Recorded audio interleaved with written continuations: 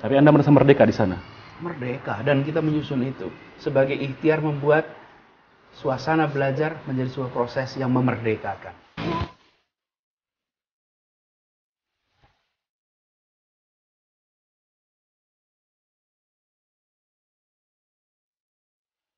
Bukan sekedar angka-angka di atas kertas.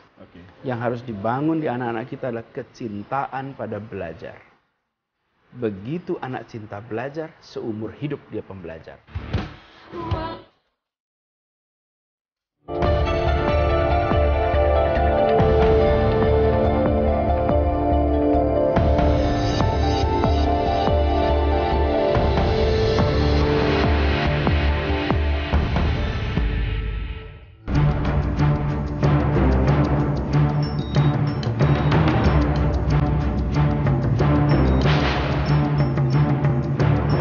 Anies Baswedan, pria yang kini tidak lagi menjadi menteri, memilih untuk sibuk mengisi waktunya dengan keluarga. Meskipun terkesan mengejutkan, sosok intelektual muda dan akademisi harus rela menanggalkan jabatannya sebagai Menteri Pendidikan Kebudayaan Dasar dan Menengah setelah diganti oleh Presiden Joko Widodo. Senada dengan opini di kalangan masyarakat luas, Anies mengaku terkejut dan tidak memahami alasan pergantian dirinya. Belum lagi, faktor kedekatan Anies dengan sang presiden selama berkontestasi di pemilu 2014 silam membuat penggantian dirinya seolah mustahil. Dalam rekam kinerja, ada beberapa terobosan yang sempat dicetuskan oleh Anies Baswedan. Salah satunya adalah penghapusan ujian nasional sebagai standar kelulusan, penghentian masa orientasi sekolah yang syarat dengan kekerasan, serta yang terbaru adalah surat edaran agar orang tua mengantarkan anaknya di hari pertama sekolah. Tidak sedikit netizen yang menyayangkan penggantian Anies Baswedan, termasuk Forum Aksi Guru Indonesia. Begini, tugas saya selesai. Izinkan saya menyampaikan terima kasih, apresiasi kepada Bapak Presiden yang telah memberikan kehormatan bagi kami untuk mengabdi bersama dengan Bapak Ibu sekalian di bidang pendidikan dan kebudayaan selama 20 bulan. Di akhir jabatannya, mantan Rektor Universitas Paramadina menyampaikan surat kepada seluruh guru dan tenaga pendidikan untuk tetap berkarya membangun pendidikan bangsa. Seperti komitmen Anies melalui Indonesia Mengajar yang dirintisnya, dirinya berjanji akan terus berkontribusi demi kemerdekaan pelajar Indonesia dari ketertinggalan.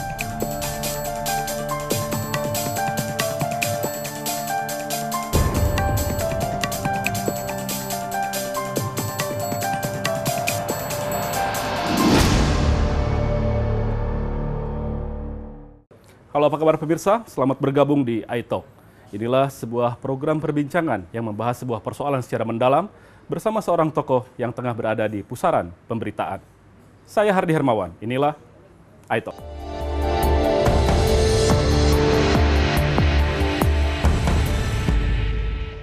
Kita akan membahas makna kemerdekaan bersama salah seorang warga negara terbaik.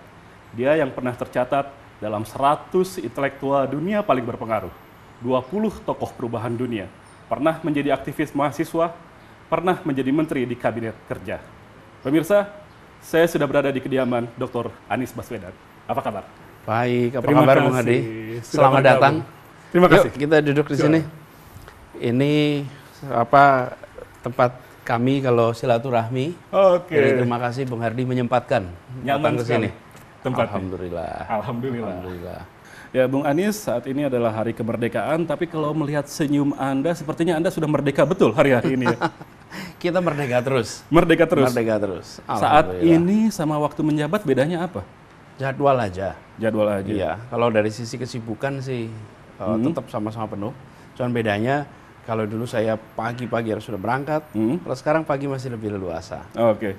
Jadi kalau tidak ada acara apa-apa, saya kan antar anak. Dulu sekolah dekat, nggak ada dari sini. Apa nikmatnya pada waktu menjadi menteri sehingga Anda merasa merdeka juga? Sebetulnya di pekerjaan apapun, ketika kita melihat, apalagi soal pendidikan, wah yang bisa dikerjakan itu luar biasa banyak. Karena kalau di kementerian itu kita menyusun di hulunya. Hilirnya itu ada di Pemda, mereka yang menjalankan di sekolah-sekolah. Dan misalnya sekolah aman. Sekolah aman, kita ingin anak-anak kita datang ke sekolah terbebas dari segala macam ancaman. Dan kita membuat peraturannya itu khusus soal itu. Ada kebahagiaan tersendiri ketika kita menyusun ikhtiar mengamankan setiap anak bangsa. Gak kelihatan, nggak ada rekaman TV proses itu. Persis. Tapi kita tahu persis kalau sekolah itu aman, maka orang tua nyaman. Dan alhamdulillah tahun ajaran baru kemarin pertama kali dalam tahun ini tak ada satupun anak masuk rumah sakit. Tak ada satupun anak yang menjadi korban orientasi. Tidak ada yang meninggal, tidak ada sama sekali. Tidak ada. Biasanya dari tahun ke tahun selalu ada kabar itu. Anak ada lagi berangkat badut-badutan. Kalau dulu kan kita dipelonco, badut-badutan, tahun ini habis. Dan itu diusahakan berbulan-bulan prosesnya. Tidak seketika. Tidak. Nah, yang berbulan-bulan itu bekerja di tempat sunyi. Saya katakan pada semua, kita bekerja di tempat sunyi. Kita tak mengundang tepuk tangan, tapi kita ingin orang-orang tua jadi nyaman. Tapi Anda merasa merdeka di sana? Merdeka, dan kita menyusun itu sebagai ikhtiar membuat suasana belajar menjadi sebuah proses yang memerdekakan. Dan itu betul istilah yang dipakai, bukan karena kita ngomong ini sekarang 17-an ya. Istilah yang kita pakai waktu itu ditujukan untuk memerdekakan supaya memang merdeka sudah berpikir, merdeka bergerak. Anda kemukakan di jauh hari. Dan itulah yang menjadi wacana waktu kita menyusun ini semua. Jadi kita ingin anak-anak kita datang di tempat mereka belajar dengan nyaman, aman. Lalu tempat belajar yang menyenangkan. Kita selalu kampanyekan nih, sekolah menyenangkan, sekolah menyenangkan. Karena sekolah memang bikin happy ya, mestinya. Harus ya? Datang senang hati, di sekolahnya senang hati, pulang baru berat hati. Jangan terbalik, datang berat hati, di sekolah berat hati, pulang senang hati.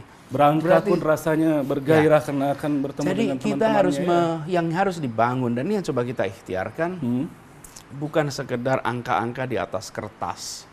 Yang harus dibangun di anak-anak kita adalah kecintaan pada belajar. Begitu anak cinta belajar, seumur hidup dia pembelajar.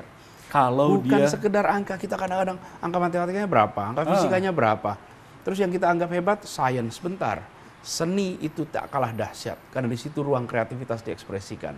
Kita akan bahas itu belakangan. Tapi Anda katakan tadi di awal bahwa diawali dengan dia mencintai belajar. Oh ya, mencintai belajar. Tujuan kita mendidik anak-anak kita adalah menumbuhkan karakter. Sementara nilai dan karakter itu kemudian dilandasi oleh nilai-nilai juga. Tapi karakter itu ditumbuhkan lewat proses pembiasaan. Yang disebut karakter itu, kalau buat anak-anak kita, kadang-kadang mereka dengar karakter itu ya. Apa itu jumlah karakter di SMS 140 itu ya? karakter itu di Twitter. Karena itu kita katakan pada anak-anak kebiasaan. Oh, kebiasaan. Jadi karakter disiplin, kebiasaan disiplin. Karakter jujur, dan kebiasaan itu dibiasakan. Dibiasakan. Lalu yang kedua, munculkan itu tadi, karakter kecintaan pada belajar. Dan belajar itu bukan berarti baca buku. Tidak hanya itu saja, tapi belajar itu artinya mengambil hikmah dari yang dijalani. Meresapi, melakukan proses refleksi, mendalami. Jadi kita ini sekarang ini sedang belajar. Mestinya ya. Kita sedang belajar. Bung Hardi dan saya ini sedang berinteraksi. Terutama saya belajar pada Anda. Nah, sama, saya juga belajar. Pertanyaan Anda memunculkan saya untuk berpikir. Dan itulah yang harus dimunculkan. Jadi ketika guru bertanya pada anak bukan untuk ngetes. Dia bertanya pada anak untuk merangsang anaknya berpikir. Sebuah proses jangka panjang. Ya, Anda sedang merangsang saya berpikir dengan bertanya itu. Sama, Anda lagi jadi guru nih sekarang.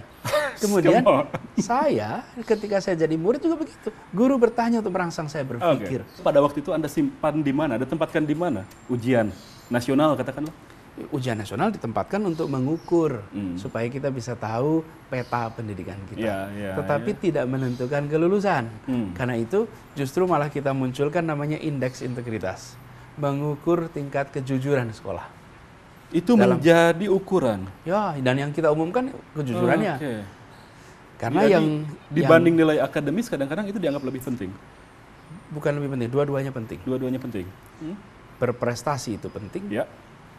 Berkarakter, berintegritas itu juga penting. Kita tidak ingin jujur tapi kemudian tak berprestasi. Sisi lain, prestasi tinggi tapi tidak culas. jujur. Bahaya. Kita ingin dua-duanya. Jadi jangan sampai dulu kita pokoknya umumkan nilainya. Tak peduli cara mencapainya. Oh tidak, sekarang kita lakukan dua-duanya. Republik ini sudah terlalu banyak orang-orang yang menghalalkan segala cara. Anda sudah merdeka menjalankan itu di Kementerian Pendidikan. Alhamdulillah. Terus mengapa ada yang merasa tidak merdeka ada di sana? Saya jalankan ini sebagai sebuah amanat. Amanat konstitusional yang ditugaskan melalui Presiden, Ya. dan amanat Tuhan yang ditugaskan saat saya membaca sumpah. Saat itu saya disumpah dengan kitab suci di samping saya. Dan saya waktu itu berjanji menjalankan tugas ini. Karena itu amanah ini dijalankan. Tapi apa sih sebenarnya yang terjadi ketika Anda dipanggil Presiden untuk kemudian ya oke, selesai sampai di sini? Yang terjadi saya dicukupkan tugasnya. Itu yang terjadi. Anda sendiri merasa bahwa sudah cukup pengabdian Anda atau memang masih banyak utang yang ingin Anda tunaikan di sana? Pengabdian itu tak pakai batas. Karena itu pengabdian tak dibatasi oleh ruang pula. Ruangnya boleh gonta-ganti. Anda cukup Tapi merdeka pengabdian, untuk tidak hanya terpaku di Kementerian Pendidikan sebagai menteri untuk tetap mengabdi di sana? Peran boleh gonta-ganti, tapi peran manapun bisa bermakna. Peran manapun bisa memberi pengaruh. Dunia pendidikan tetap menjadi concern Anda? Salah satu, tapi tidak hanya pendidikan. Kita di Indonesia membutuhkan banyak sektor yang harus bergerak dan maju. Pendidikan salah satunya. Kemarin saya diamanati pendidikan, saya jalankan amanat itu. Dan sebelum saya di sana, saya pun mengerjakan banyak program pendidikan. Ya. Sebelum di pemerintahan. Persis. kami Sekarang kita mendengar ingin itu. teruskan. Jadi saya bertugas di kementerian, insya Allah kami jalankan dengan baik. Kemudian rekodnya ada, bisa dilihat semua. Bahkan catatan perjalanan saya selama bertugas itu ada. Anda sudah bergelut di dunia pendidikan sebelum menjadi menteri, lalu kemudian juga menjadi menteri pendidikan, dan Anda tentu sudah mengenal seperti apa sedikit banyak karakter anak-anak muda di Indonesia. Apakah Anda cukup optimistis dengan masa depan Indonesia? Oh ya, saya sangat optimis. Dan saya Apa yang mereka melihat miliki yang begitu membuat Anda? banyak. Ya, sebagai contoh misalnya, kita sebelum saya di pemerintahan, kita menginisiasi program mengirimkan sarjana-sarjana terbaik untuk bertugas di pelosok tanah air. Ya, Ribuan, puluhan ribu berbondong-bondong mendaftar. mereka mau. Apakah itu bukan bukti bahwa di Republik ini ibu-ibu kita masih melahirkan pejuang? Ya, ibu kita masih terus melahirkan pejuang. Buktinya ada panggilan untuk bertugas di tempat sulit dan Mereka anak-anak itu mengatakan rela untuk saya siap. Kemarin pergi ke sana. kita membuat program namanya Guru Garis Depan. Oke. Guru Garis Depan itu bertugasnya sampai akhir, sampai pensiun di tempat-tempat terjauh. Tahun ini kita merencanakan mengirimkan 7.500 guru garis depan. Jadi masih banyak pejuang di negeri ini. Stok pejuang kita Artinya banyak. kemerdekaan kita masih akan kita rasakan Yang harus masih jauh lagi. Yang harus justru kita munculkan adalah pesannya. Oke. Seringkali kita sangat terampil memangkas percaya diri bangsa kita sendiri. Tahan dulu sampai di situ. Seringkali kita sangat terampil memangkas percaya diri bangsa kita sendiri. Seperti apa? Kita akan bahas dalam segmen berikut. Pemirsa jangan kemana-mana, iTalk akan segera kembali.